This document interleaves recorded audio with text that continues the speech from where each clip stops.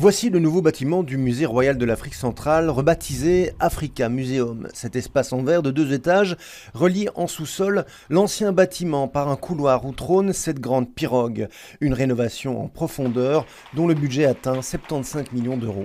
On a un nouveau musée avec une nouvelle exposition permanente, avec un regard critique sur le passé colonial et dans une nouvelle infrastructure qui est splendide. On a doublé notre espace, on est entièrement accessible aux handicapés, mais surtout, on a des collections qui sont absolument fantastiques dans un cadre unique. Environ 2000 œuvres traitent de l'histoire du Congo, ses ressources naturelles, ses trésors artistiques et ses défis.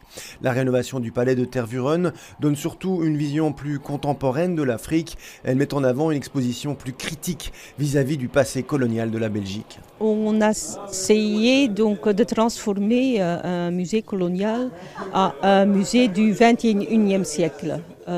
Donc ça veut dire qu'on a maintenant un autre regard sur l'Afrique coloniale mais aussi contemporaine. Les statues coloniales ont ainsi été démantelées au profit d'œuvres contemporaines d'artistes africains. Pour ce professeur de l'université de Kinshasa, cette approche va dans le bon sens. Cette transformation du musée permet aux deux parties, c'est-à-dire la Belgique et le Congo, à se réinterroger sur leur propre histoire. Les représentants de la diaspora africaine invités à cette inauguration saluent également cette nouvelle scénographie, mais ils estiment qu'il faut aller encore plus loin. On aborde, je dirais, sans tabou les choses, mais il faudrait ajouter à tout ça des conférences, des débats. De l'avis des personnes sondées, la rénovation du musée de Tervuren est donc une réussite.